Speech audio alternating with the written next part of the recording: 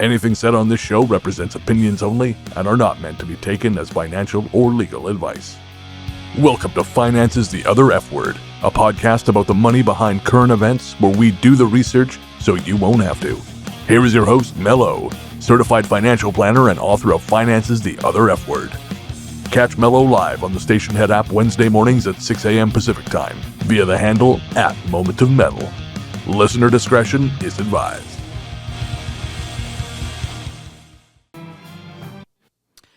So, good morning, everyone. Played a little bit of Kashmir Led Zeppelin for you, long song. So I started a little earlier this morning, just so I could get it in, but still not eat too much of my time because we are coming in the home stretch of the amendments, not the Bill of Rights, not the actual articles of the Constitution. It's just the amendments. I started with the amendments because I thought it would be a little bit more palatable because some of them are more recent and because it seems to be the thing that it's what's the active ingredients that's been changing the Constitution, which, as I explained to you guys on my last show, is a historical document. So it is ever growing, ever changing, ever blah, blah, blah. Couple things to touch on. Last time when I was here last Wednesday, we went over in great detail about,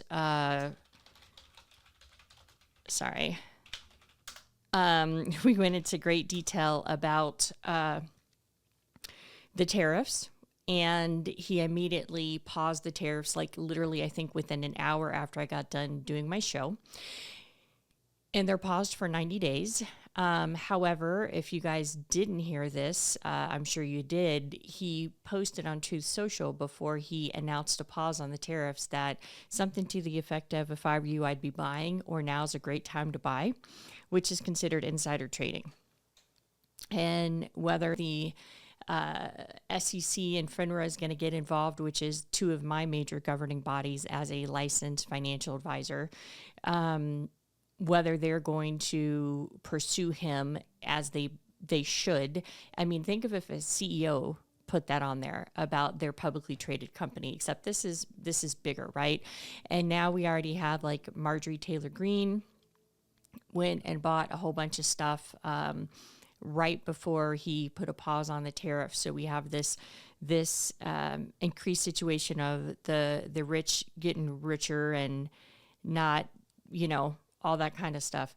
And so it's just, it's just so much that it's hard to keep track of. And I'm facing a lot of exhaustion because, I'm talking to my clients and I'm saying, okay, well, we should do this unless this happens, or we should do this based on this information. And then what happens is that it completely changes. Oh my God, you guys. Okay. So I got to give a huge shout out right now. So Very Tired Gamer, everybody needs to welcome him. Okay. He, is in my, for a guild for a stupid card game called Animation Throwdown that we've all kind of lost interest in. But he's in my guild, and this is his first time ever on Station Head. So Very Tired Gamer, if you like metal music or you like good shows, the people that have joined so far, more will join later. You should follow them. So anyway, but so yes, we have the violation of insider trading. We have Marjorie Taylor Greene, who has bought ahead of the tariff pause, which of course we're going to see that more of that stuff is going to happen. But I do agree with Gramufa Bits. They're not going to do shit. They're not going to do anything. And so today we are covering the amendments, the 22nd through the 27th. So there's currently 27 amendments to the Constitution. After this show, I will move on to the Bill of Rights, and I will explain the Bill of Rights origins, what it entitles for us and what it doesn't entitle for us, and all of those types of things. And so real quickly before we get into because this will be a shorter show than my last two shows because the amendments are not quite as beefy, but we have the tit for tat tariff going on with China, which is the second largest economy in the world. So China has said that they will impose 125% tariffs on incoming goods, so imports in from the United States, imports into China of 125%. But then they said, hey, we're not going to do it anymore because at this point it's just stupid, which is correct. Will we continue to increase it? If I had to bet, yes. But what we're starting to see is that it's starting to hit the farming community.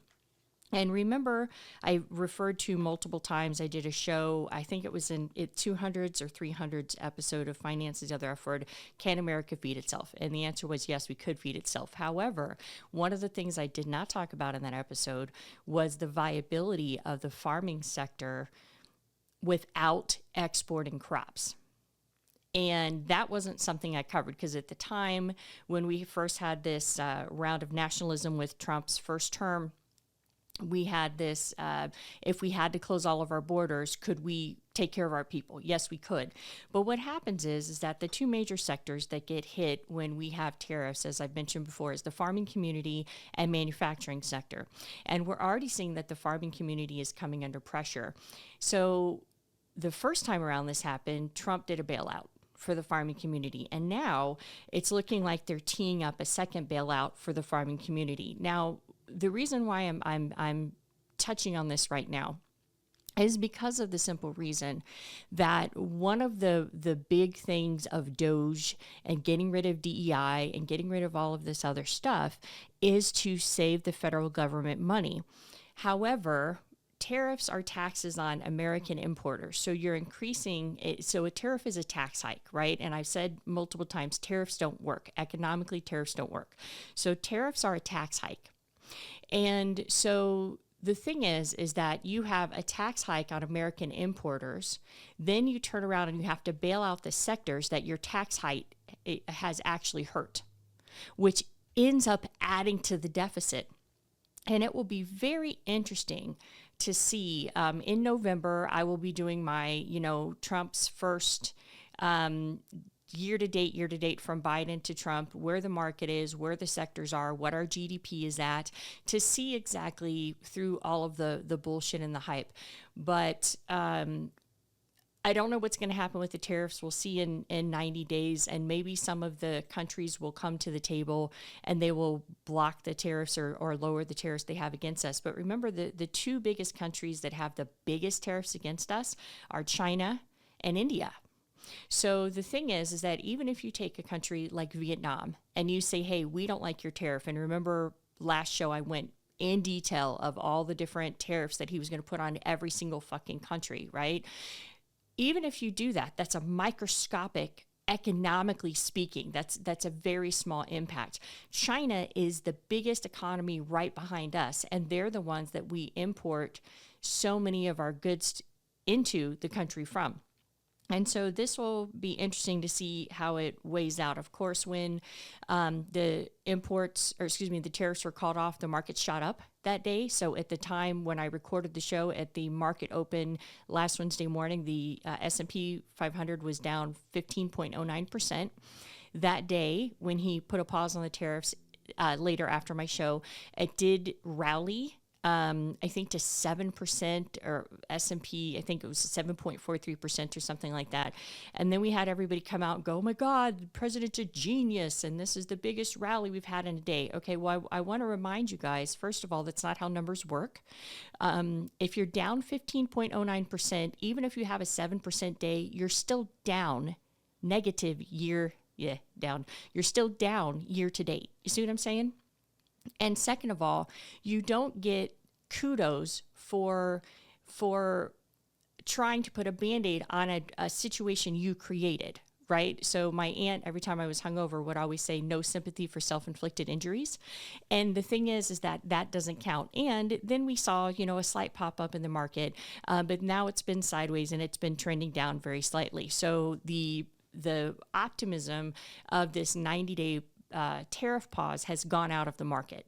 And I believe we are still, somebody can Google it for me if you so feel inclined, the S&P 500, I believe, is still down year to date.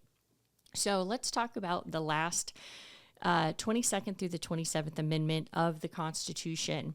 So the 22nd Amendment, I'm going to read it for you, and then I'm basically going to explain. But the 22nd Amendment is really huge. And at the very end of the show, for those of you who did not catch all 4 of my episodes in the amendment series, I'm going to give you all of the amendments. I'm not going to read them to you. I'm just going to give you all of the amendments and basically what they address.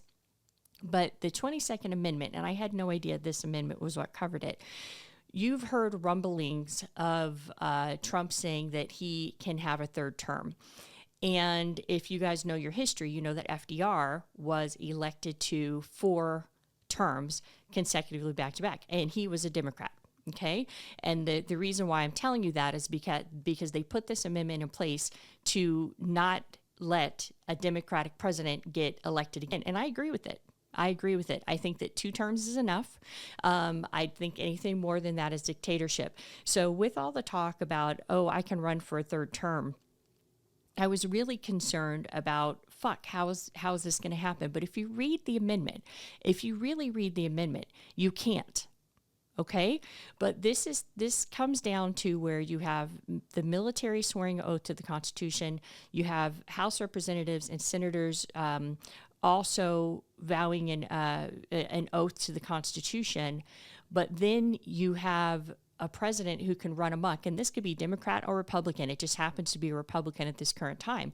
But you have any president who can run amok, and if Congress doesn't uphold their vow to the Constitution or the military, then we're kind of fucking SOL, you guys. So here's the 22nd Amendment. Section 1, no person shall be elected to the office of the president more than twice, and no person who has held the office of president or acted as president for more than 2 years of a term to which some other person was elected. I'll explain all this in a minute. President shall be elected to the office of the president more than once.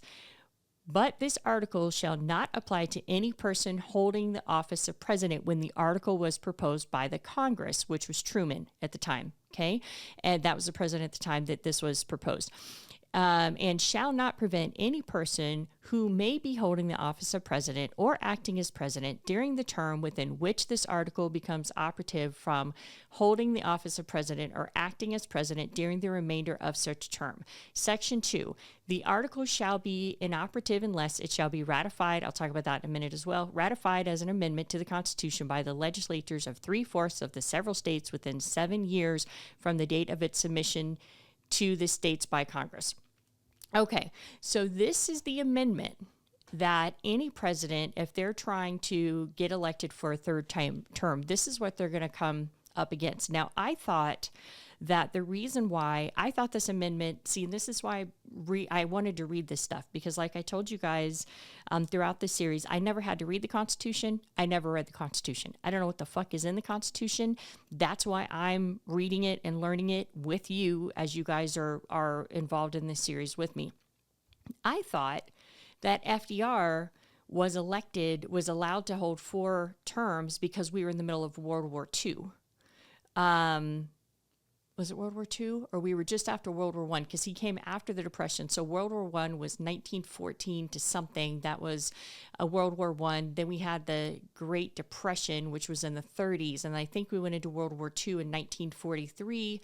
And I think the New Deal, FDR's New Deal, was 1945. Somebody can check all those dates on me. This is just doing it from memory.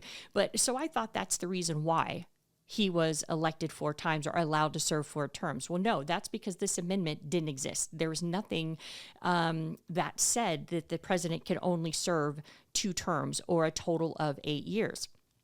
So this amendment, this 22nd Amendment, clearly says a person can only be elected twice. Can only be elected president twice. And if you have a vice president that is like, let's say the current sitting president, something happens to him and he dies, the vice president steps up. The vice president can then elect who he wants to be. The vice president's now president. He can now elect who he wants to be his vice president with, I believe it is 2/3 approval by both the Senate and the House. I have to get it. It's on my notes here. I'm coming up on it. But in that situation, if the vice president steps up and he serves of that existing term of the original president. So think JFK, right, who was murdered in office, and I believe was it Ford? Was it Ford who stepped up? It's in my notes. This is all I'm trying to go from memory. I believe that he was made president, and so when he was made president, if in this amendment also addresses that. So it basically says if the vice president steps into a presidential tenure and he's in it for over 2 years. So like if the president, gets assassinated a year and a half into his term, then the vice president steps up and serves 2.5 years. That is considered as one term. That means that he can only be elected one more time, and that's it. So there's very clear rules within the Constitution. And the only president that it didn't apply to was Harry Truman. Now, when an amendment is ratified, that means that it is taken into the Constitution. So for some of you might remember, I'm just a bill and I'm sitting on Capitol Hill, and they were waiting for the ratification. And so at the time, this was in 1951, Minnesota was the 36th state to approve it. And at the time, we only had 48 states. All right. And so that gave them the ratification amount to go ahead and add this. So let's talk a little bit about, and then I'm going to play a song to break this up. Let's talk a little bit about the basis of Trump staying in office, or any president. And again, in this instance, I'm not trying to specifically signal out Trump, but he is the only one talking about doing a third term. So I'm going to single that motherfucker out. So the thing is that he keeps saying that there is a possibility that there are methods that he can get a third term. But if you know your Constitution, which you will after this series, if you know the Constitution, the amendment is very clear. Very clear. It says that they cannot serve more than 2 terms. That's it. Right? There's not wiggle room in it. It doesn't say, if X, Y, Z. No, it doesn't.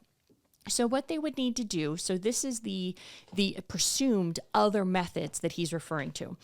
The stupidest one, but most obvious one, is that he could have somebody like J.D. Vance run for president, and then he runs as vice president. And then once they get elected, J.D. Vance steps down, and then Trump becomes president again.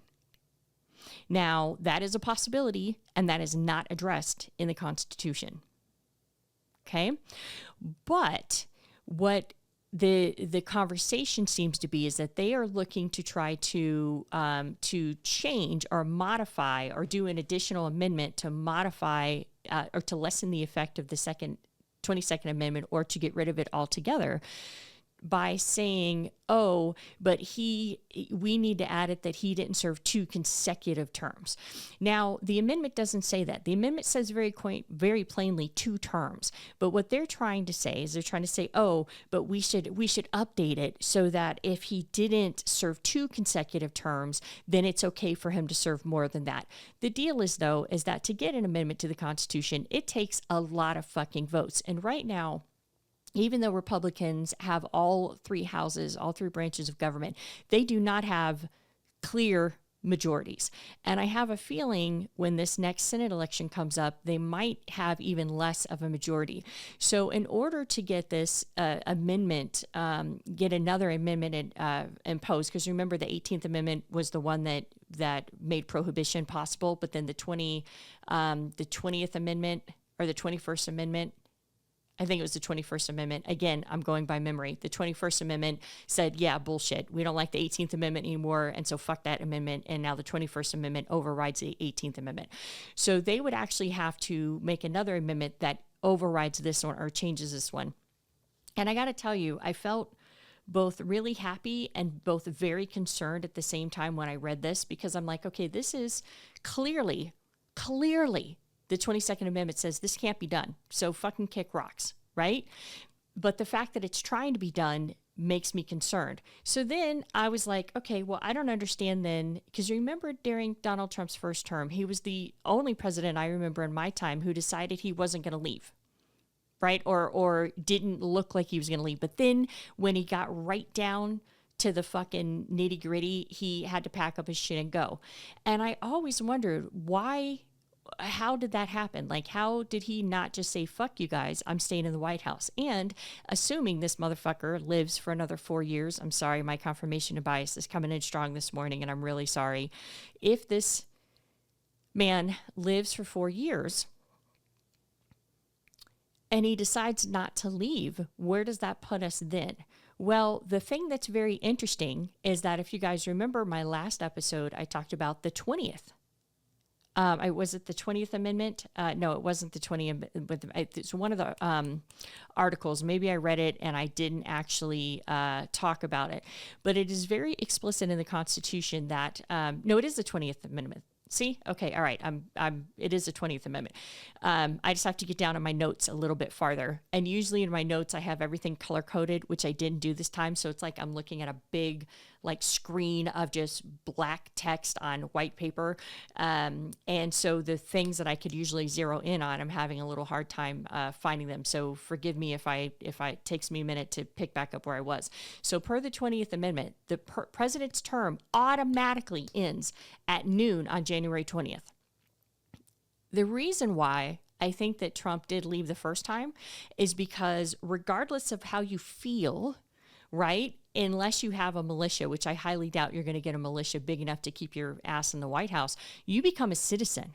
And at that point, you can be flagged for trespassing on federal property or occupying federal property, which means that you can have jail time. And he left. And that's when the Secret Services and the U.S. Marshals and the military police are now under the authority of the new president, and they can remove him by force. So for whatever that gives you guys, that is the amendment that is currently under review or under speculation right now of Donald Trump taking a third term. So I'm going to play a quick Scorpion song, and then I'm going to look at my notes. Okay, so here we go. Let's play this and let me get caught up. So that is one of the odder songs by the Scorpions. For those of you who have Faced the Heat, they have a ballad, I guess it would be called on there, called Woman, that sounds similar to this. Scorpions come through on residency here in Vegas at least twice a year. I will be seeing them again in August, and also I'll be seeing Pantera in August. And I will be seeing Scorpions on their third time. And Mickey, of course, who used to be in Motorhead, there's this one part of the show where he's doing his drum solo and there's a huge slot machine up behind him, and the slot machine keeps spinning and it'll like spin up, Vegas, Scorpions, whatever, and then it'll start flipping. But on like the second or third flip, it throws up Lemmy. And then, everybody, of course, every time they see Lemmy, they start, screaming and everything like that. So I love doing this show. Because my listeners are so smart, and I say that all the time, and I don't mean that in a patronizing way. So one of the things that CPL, who I believe is in my industry or adjacent to my industry or something within the financial spectrum, when I was talking about the last amendment and I was talking about everything going on, CPL put his comment was, fake out, only bond markets matter. We now have an irreversible risk premium on our debt. Now, I have never heard the term let me take that back. I've heard the term risk premium. I never had heard irreversible risk premium. And if you take those words separately, it's like, oh, okay, risk premium that can't be reversed. But I was like, wow, that's a new term for me. And so I was like, I'm going to look this shit up. And usually every time I do my show, there's people dropping different books that they've read and links to articles and shit like that. I love that stuff so much. And so literally as we were sitting here listening to the Scorpions, I started Googling it. And basically, and that's when I was like, okay, I know what a risk premium is. It's just the combination of the words combined. So when we're talking about, let me touch on this, and then I'm going to get moving through these amendments because the rest of them aren't quite as meaty. When you're talking about investing, a risk premium is something where, so there's something that's called the risk-free return. Okay, the risk-free return is typically bonds or treasury bonds. And remember, I've told you guys multiple times that the two ways that the United States government gets money in its doors is to increase taxes, tariffs, to increase taxes, or to issue bonds, to issue debt. So like where we would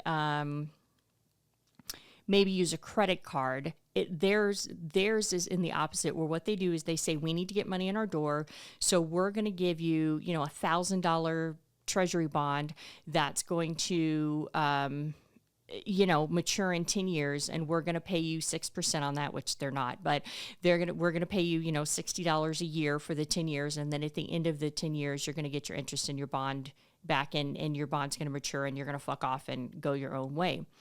So the thing is that when we're talking about risk premiums, we're typically talking about what would be considered high yield or junk bonds. Just an example, there's risk premium on a lot of different investments, but I want to keep it palatable. So if you have, I've talked about bond ratings and company ratings before. So if I'm Mel's Yoga Pants, okay, and I have a good financial rating, then I will only pay you 3% interest. So basically, you are going to act as my bank. You're going to give me $1,000. I'm going to say, cool, thank you very much. I'm going to give you 3% for the next however long the bond is in place, say 10 years. And then at the end of 10 years, I'm going to give you back your $1,000 and your last interest payment, and then our transaction is done. I only have to pay you 3% though, interest, because you have a high probability that I will pay you back. Okay?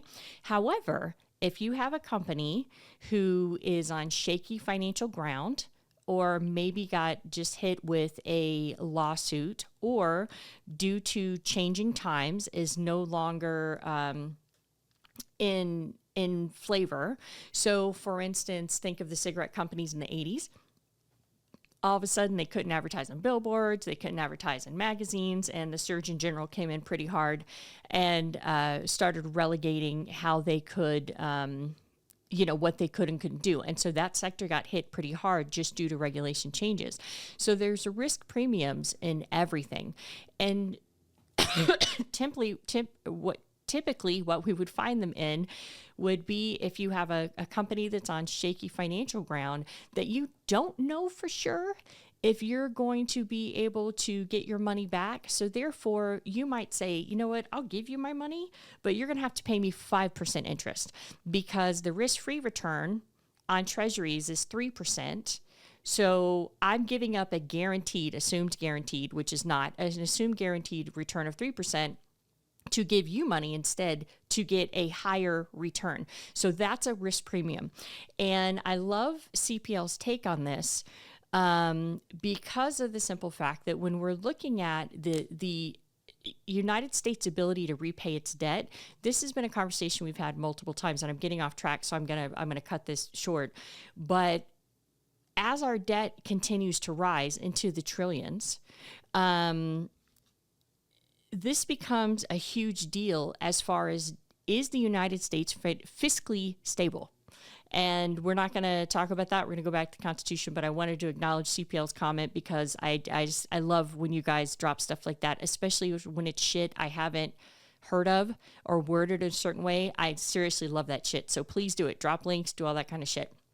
Okay, so the 23rd Amendment is basically in regards to Washington, D.C., okay, so very quickly it says, Section 1 of Amendment 23, the district consulting the seat of government of the United States shall appoint in such manner as Congress may direct a number of electors of president and vice president equal to the whole number of senators and representatives in Congress to which the district would be entitled if it were a state. So Washington, D.C. is not a state, okay? I'm going to tell you exactly what it is and why it is what it is here in a moment.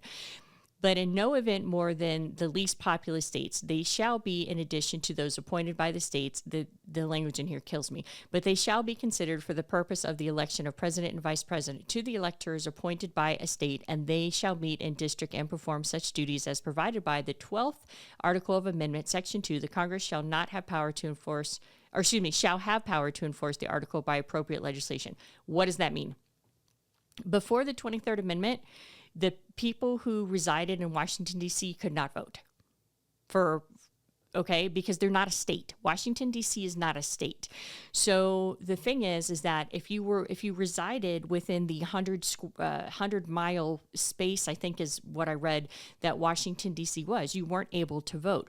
And so the 23rd Amendment said, hey, look, Washington, D.C., you can vote for president and vice president, but you can't have senators and House representatives because you're not technically a state, but we will still give you some electoral college votes.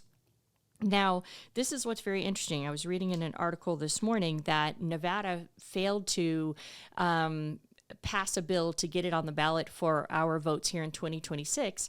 There is apparently different states, and I don't know all of the states, so don't ask me, but representing 200 electoral college votes, saying that the state would grant all of their electoral college votes to whoever won the populist vote in that state. And that's not what happens right now.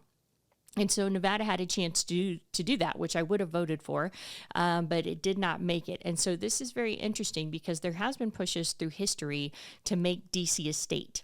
And the thing is that in the Constitution, and it's in one of the articles, and it's in my notes here somewhere, it basically says that DC was created to be like a federal governmental hub. And so it formed it. Let's see, hold on. Here we go. I found it right now. So in 1790, I'm just going to read my notes. In 1790, the Resident Act authorized the establishment of a natural capital along the Potomac River. And so land was ceded by Maryland and Virginia, but later given back to Virginia, some of the land, and that is how Washington, D.C. became an actual location. So they've been trying to make Washington, D.C. a state, and so far it has not gained momentum and it has not passed. So that takes us on to the 24th Amendment. So and like I said, as soon as I'm done here, I'm going to play a couple more songs. As soon as I'm done here, I'm going to go through all of the amendments, and I'm just going to boom, boom, boom, so you guys can know exactly what is in there and which amendments do what.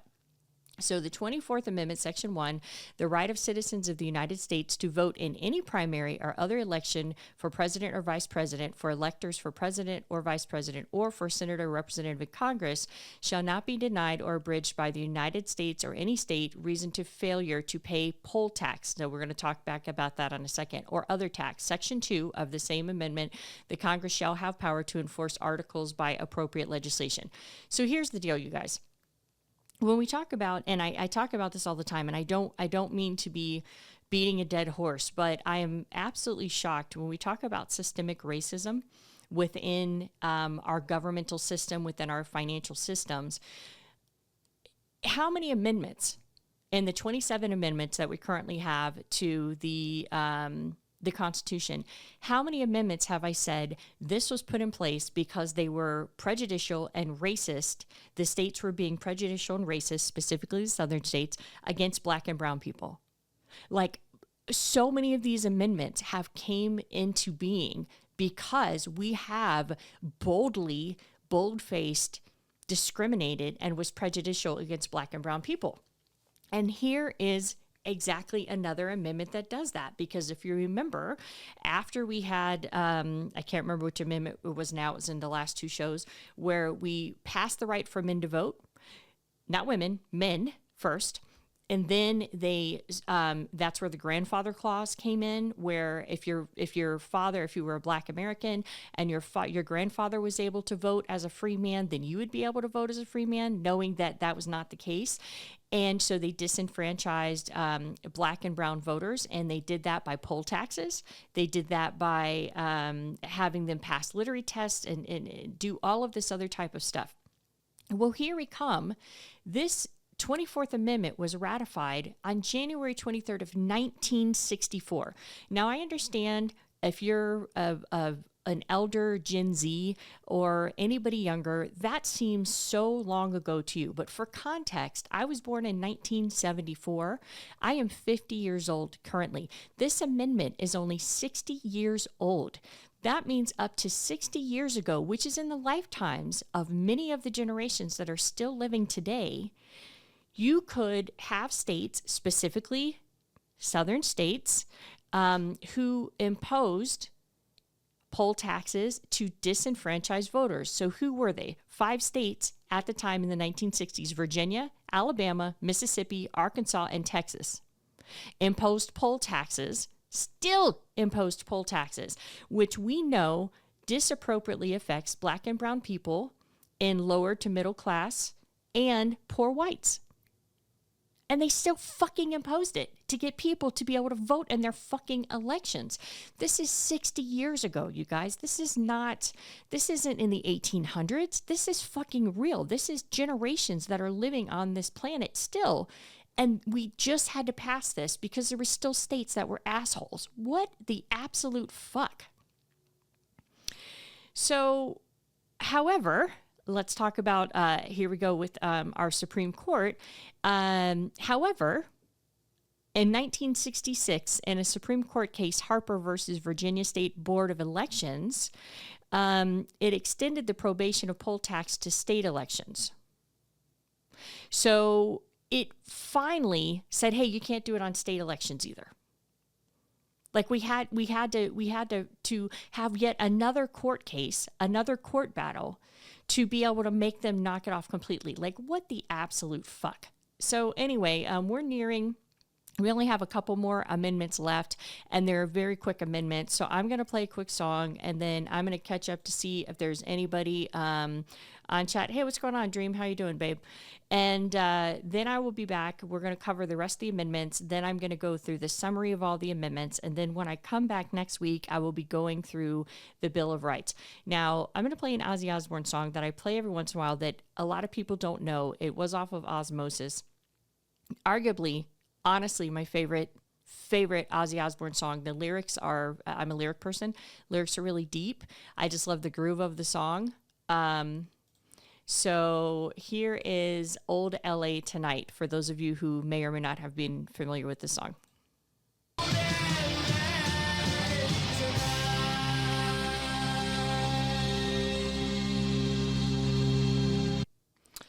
So yeah, everything is, the app is tripping a little bit today. And I know on Dream Show yesterday, it was doing the same thing. So the 25th Amendment, this is important because the reason why this was important is because this talks about the removal of a president or the president's succession as far as like who gets what, where, who goes where. And it's a very long amendment, and I'm not going to read through the whole thing because there's 4 different sections. And you guys can obviously, look it up yourself. But it revolves around voluntary or involuntary transfer of power, removal of power. And so basically it says if in Section 1 of the 25th Amendment, it says if the president is removed from office, dies or resigns, then the vice president becomes president. And this was first enacted when Richard Nixon resigned in 1974 and Gerald Ford assumed the presidency. Okay, and earlier, for those of you who know your presidential history, were probably screaming at me. I said JFK, and I said Ford took over for him, and that was actually backwards. Richard Nixon resigned, and Gerald Ford took over for him. So I got my replacing presidents confused. So sorry about that. When the vice presidency becomes vacant because the vice president is now the president, then the president, the new president, can nominate the vice president that they want. But that person has to be confirmed by a majority vote both in the Senate and in the House of Representatives. And so the thing is that they can say, hey, I want this person, but it still needs to be approved. So if you have a situation where you would have maybe one party controlling the White House and then the other 2 houses of Congress controlled by the other party, then what you could see is that there would be a push-pull as far as being able to actually get a vice president elected, because obviously the president is going to elect somebody in his own party or nominate somebody in his own party. You can also have voluntary transfers of power. So I was like, when have we done that? And I found, which is kind of weird to me. George W. Bush transferred power to the vice president voluntarily transferred power because he went colonoscopies. He had colonoscopies in 2002 and 2007. And for some reason, he felt that he needed to make sure that there was a voluntary transfer of power for a colonoscopy. So obviously, I don't know what kind of colonoscopies he's getting, but motherfucker, I just thought that was interesting. But Section 4 is the one that pops out to us. Section 4, involuntary transfer of power. Okay, so this is where the president is unable or unwilling to declare incapacity. Okay, so the president can't say he's incapacitated, or he won't willingly admit that he has incapacity. So in that case, the vice president and a majority of the principal officers of the executive departments, which I was like, what the fuck is that? It's the cabinet, okay, can declare that the president is incapacitated or no longer has the wherewithal to be able to lead. And so what ends up happening is that then it would have to go to Congress. And if the president contests this, then Congress would have to decide if they believe that the president is still in his right capacity to move forward or not. And it would require a 2/3 vote in both the House of Representatives and the Senate in order to be able, if the president says, oh, no, I'm fine, they would have to say, yay or nay, right? And so the 25th Amendment is what you heard a lot about during Donald Trump's first term, which you're going to no doubt hear in his second term. Does he have the capacity or the brain, to continue to lead the free world? So we have 2 more amendments to go. Then I'm going to do a summary, and then I'm going to be out this bitch. So the 26th Amendment, this basically gave, I'll just read it. The 26th Amendment, Section 1, the right of citizens of the United States who are 18 years of older to vote shall not be denied or abridged by the United States or by any state on account of age. Section 2, the Congress shall have power to enforce this article by appropriate legislation. This came out during the Vietnam era, and this was ratified to the Constitution July 1st of 1971, where it used to be that the legal voting age was 21, and everybody was like, wait a minute, I can get drafted, but I can't vote. And so there was a slogan, old enough to fight, old enough to vote, where they ended up amending they added this amendment, the 26th Amendment, to the Constitution, basically saying, okay, if you're 18 years old, you now have the option to vote. But the thing that's so interesting is that when that happened, we saw the highest voter turnout of people from ages 18 to 29 in that year, but we really haven't been able to sustain that since then. And so you have to ask yourself, why is it that younger voters don't specifically vote like they did when this amendment was added? And there could be a couple things, and that's not for my show to uncover right now. So let's talk about the 27th Amendment, and then I'm going to play my last song, and then I'm going to go through all of the amendments, all 27 of them, and give you guys a brief description of what each of them did. Then when I come back next week, it's going to be the Bill of Rights is what we're going to be talking about. So the 27th Amendment, this is interesting because we hear all the time, well, Congress and the House of Representatives, just vote themselves pay raises constantly. Well, what you're about to find out is that's actually not true. And I was surprised by that because I thought for sure, fuck these guys. They're just constantly giving themselves pay raises. Nope, that's actually not the case if you look at the numbers. So let's go with it. 27th Amendment, no law varying the compensation for the services of the senators and representatives shall take effect until an election of representatives shall have intervened. So what that basically says is that any raises that are proposed cannot take effect until after the next election cycle, because they want to give voters the chance to say, you guys are trying to give yourself a raise, fuck off, we're not going to tolerate that. They voice their frustration, then it happens or doesn't happen. But when I read this, I thought, well, that's really interesting because aren't they constantly just giving themselves raises? And we do know that they have their own retirement package, they have their own medical, they have a lot of other perks, but we're specifically talking about compensation here. And so this was actually proposed by James Madison in 1789.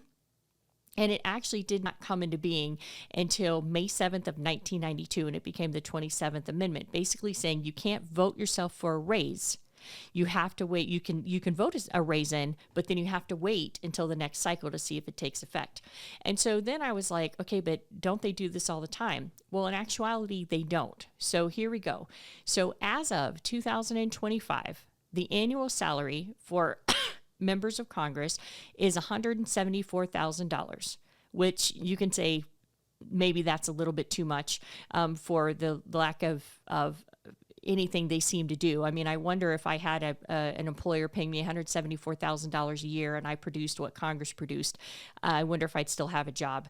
But I mean, maybe that's me being just a little snarky. This has been unchanged since 2009. Okay, so it's been a while, and since 2010, Congress has consistently declined automatic increases that were given to them under the Ethics Reform Act of 1989, which gives them a COLA. So for those of you who are not familiar with the acronym COLA, C-O-L-A, cost of living adjustment. That's what COLA means. So when we get on Social Security, we're going to be getting notices each year showing us what our COLA was, and that's what they're referring to as our cost of living adjustment. But they have been declining those since 2010. And so in December 2024, a spending bill included a 3.8 pay raise for lawmakers, and it was booted. It was booted. It got removed from the bill, and that would have taken their salary from $174,000 to $180,600. And so the thing is that this is very interesting when you start getting into these numbers and the whole numbers of the fact is that they might be trying to give themselves raises, but it's actually not happening. So they have not technically had a raise in 16 years. Now, $174,000 is still a great fucking living, okay? And that's not to include all the other ways they get money and all the other perks. We're not going to talk about that, but I thought that was very interesting because I literally legit felt that these guys are just bending us over constantly and giving themselves raises. But if you know the numbers, which you now do, that's just simply not the case. So I'm going to play my last song. Songs are a little muted today. And so Gramufabit says, don't worry, the insider trading more than makes up for it. And that's the stuff that I'm talking about. I don't think knowing that that Congress hasn't actually been giving themselves pay raises consistently and all the time like we think, even knowing that there are other things that are happening where they're still doing just fucking fine. Right?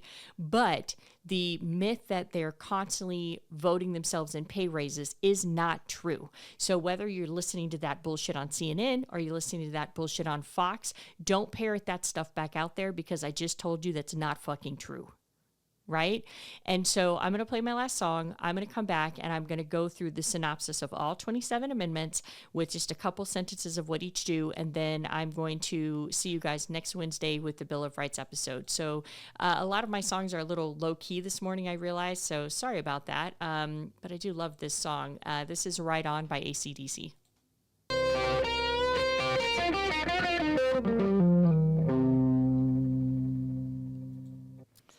Okay, so we just finished the episode, the fourth in the series of the amendments of the Constitution, which is all 27 of them. So real quickly, what I'm going to do is I'm going to read what each amendment does, but it's going to be very quick. And then, again, I will be back Wednesday covering the Bill of Rights. So we're just trying to figure out what the fuck is in the Constitution. And I found it enlightening, and I've also found it a little nerve-wracking, some of the things that I've uncovered. So the First Amendment protects freedom of religion, speech, press, assembly, and the right to petition the government.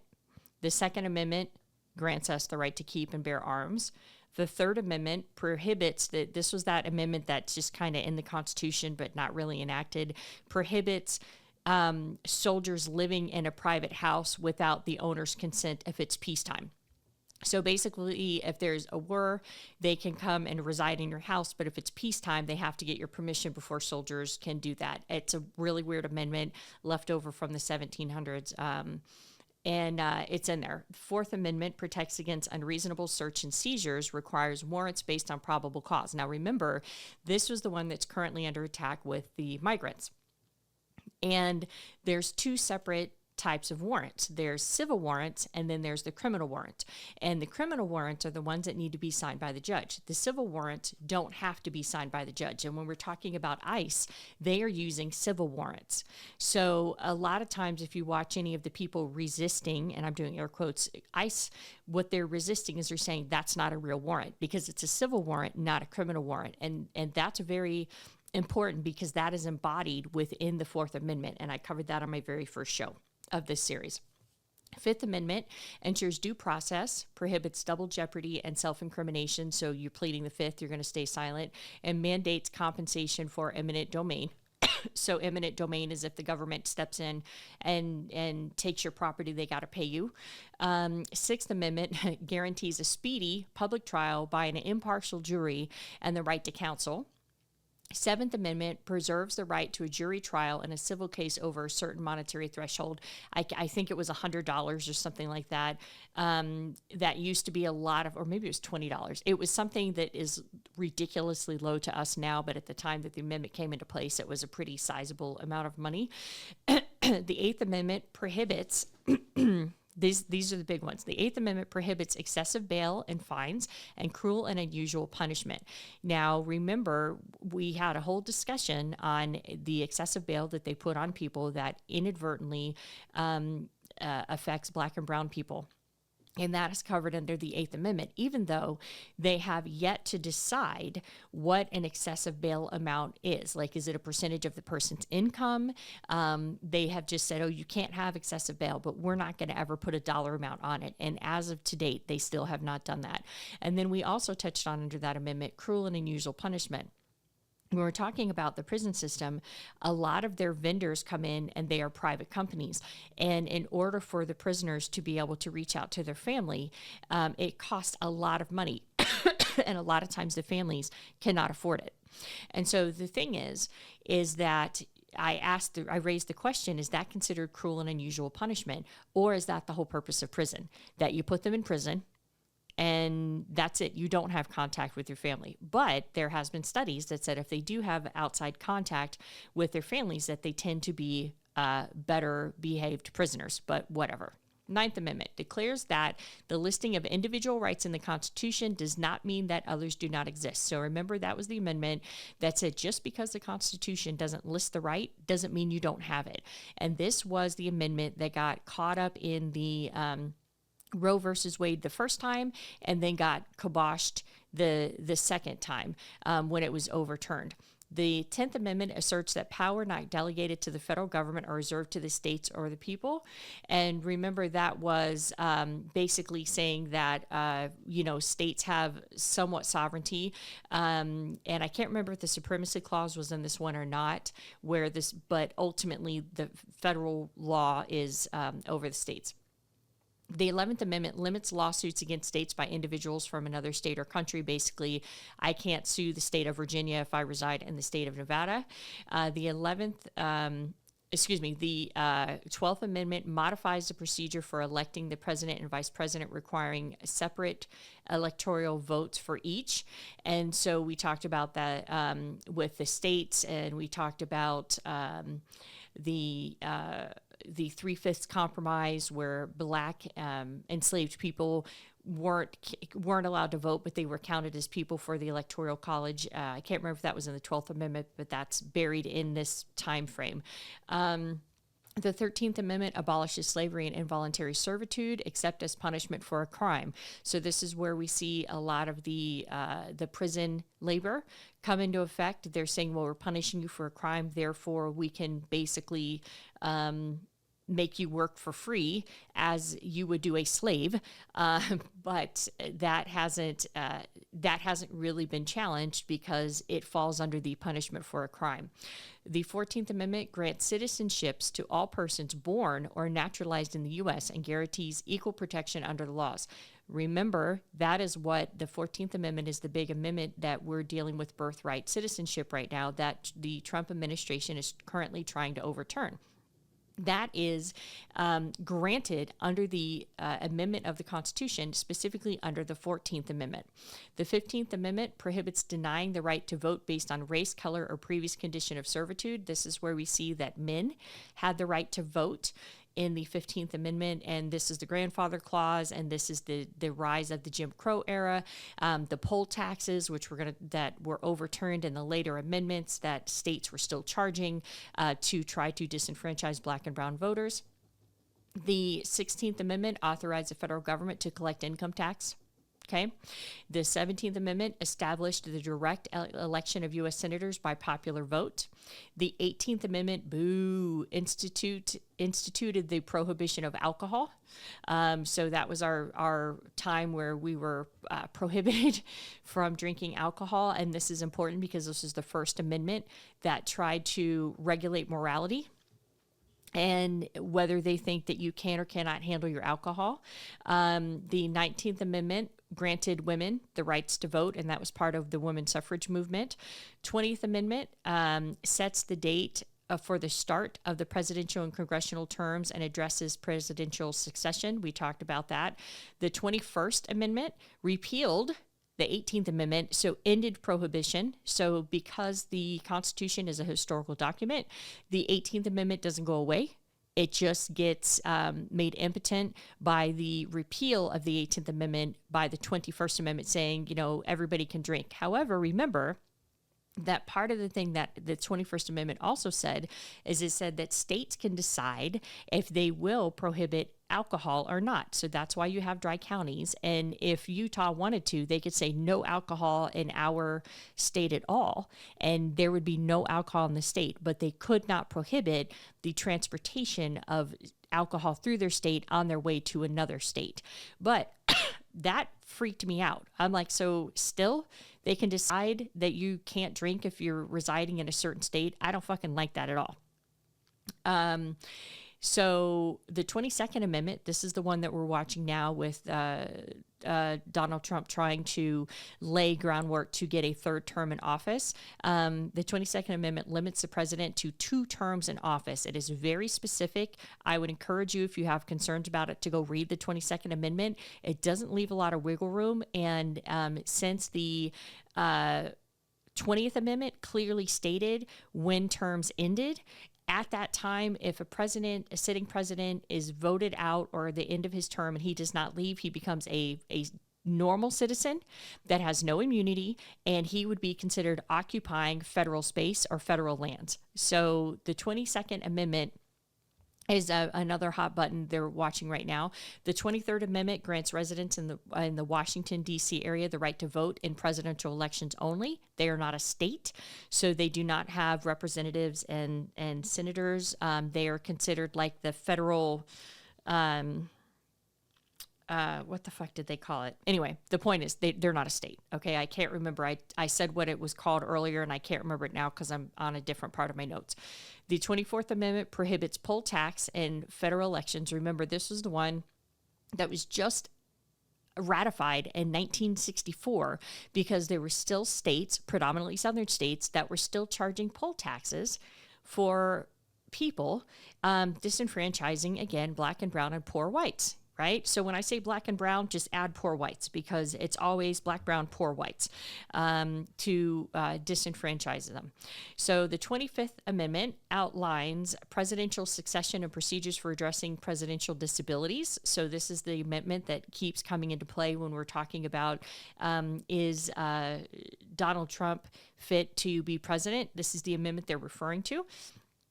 26th Amendment lowers the voting age to the age of 18 because if you can be called up for the draft, you should be able to vote for the country. You vote in your country. And the 27th Amendment delays laws affecting congressional salary from taking effect until after the next election. So that was the myth that we just busted at the very end of this, where I said that the perception is that they are always giving themselves raises. But if you look at the history and you look at the numbers, that's actually not true. The last raise they gave themselves was 2009. The thing that I find so crazy is that you remember that was right after the 2008 massive market crash that I've talked about so many times on my shows before. And we didn't actually bottom in the stock market until March of 2009. And in 2009, these motherfuckers gave themselves a raise when we were literally a frog's hair away from a Great Depression during the Great Recession. I'm like, dude, how tone deaf is your timing, motherfuckers? Anyway, so as that goes, I got a couple people that popped in. What's going on, Memphis? And Lemmy, what's going on? God of Thunder, what's going on? Great to see you guys here. I'm wrapping up. This has been the fourth in a series of going over the 27 amendments to the Constitution, what each of them do, the Supreme Court decisions that have set precedent, how they've affected our lives, how they still affect our lives. Coming back on Wednesday, I will be going through the Bill of Rights, which again, I've never read the Bill of Rights. Don't really know what's in there. You can hear people scream, it's my right. Well, is it your right? I don't fucking know. I don't know. If it's your right, I don't know if it's my right, but we're going to find out together. So I appreciate you guys hanging in with me and learning about the amendments to the Constitution. I will see you guys back next Wednesday when we will be covering the Bill of Rights. I appreciate you guys for always coming to my shows and hanging in, because I know it's, it's more educational than anything, which might not be super exciting on your hump day. But anyway, with that, my dearly beloved Finance is the Other F Word. And I have a backlog of content for you guys, by the way. I've got to get it uploaded. I'm like a content machine, and I cannot process all of it. So I think for Finance is the Other F Word, I might have just dropped the second in this series, but now I'm literally just finished this series. So this weekend, I'm probably going to drop the third part and the fourth part, all for Finance is the Other F Word listeners.